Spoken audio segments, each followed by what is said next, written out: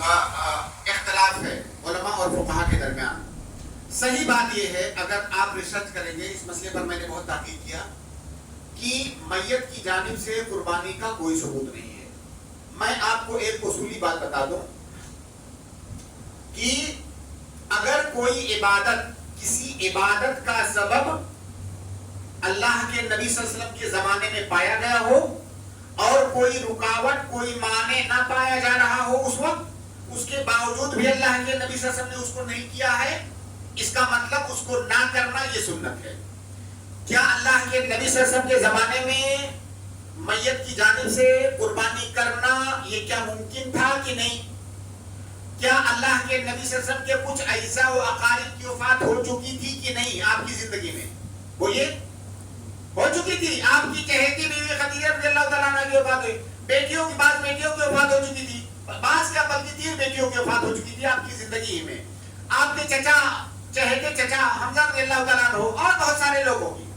تو گویا کہ قربانی ان کی جانب سے قربانی کرنے کا سبب پایا جا رہا تھا، چاہتے تو کرتے، لیکن کیا کوئی رکاوٹ پائی جا رہی تھی؟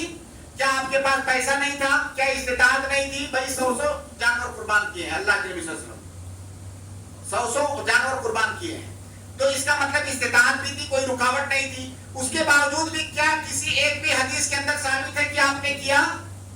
کیا نبی صلی اللہ علیہ وسلم کوئی نیکی جو حقیقت میں نیکی ہے، کیا اس پر نبی صلی اللہ علیہ وسلم سے زیادہ ہم حدیث ہو سکتے ہیں؟ کیا صحابہ کرام سے زیادہ حدیث ہو سکتے ہیں؟ بالکل نہیں. تو اللہ کے نبی صلی اللہ علیہ وسلم نے تمام اسباب کے پائے جانے کے باوجود، کسی رکاوٹ کے نہ پائے جانے کے باوجود قربانی کبھی بھی کسی ایک حدیث کے اندر ثابت نہیں ہے کہ میت کی جانب سے قربانی کیا ہو.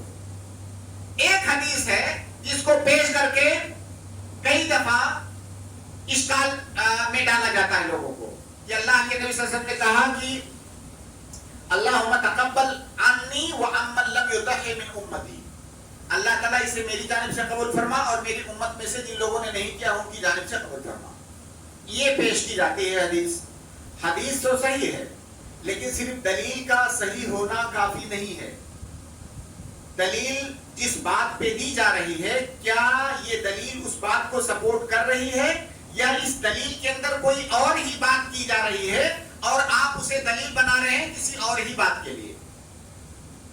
اللہ کے نبی نے کہا کہ کیا کہا کہ وہ امن لم یضحی من امتی، اللہ تعالیٰ اسے قبول فرما ان لوگوں کی جانب سے جن لوگوں نے میری امت میں سے جن لوگوں نے قربانی نہیں کیا. قربانی نہیں کیا.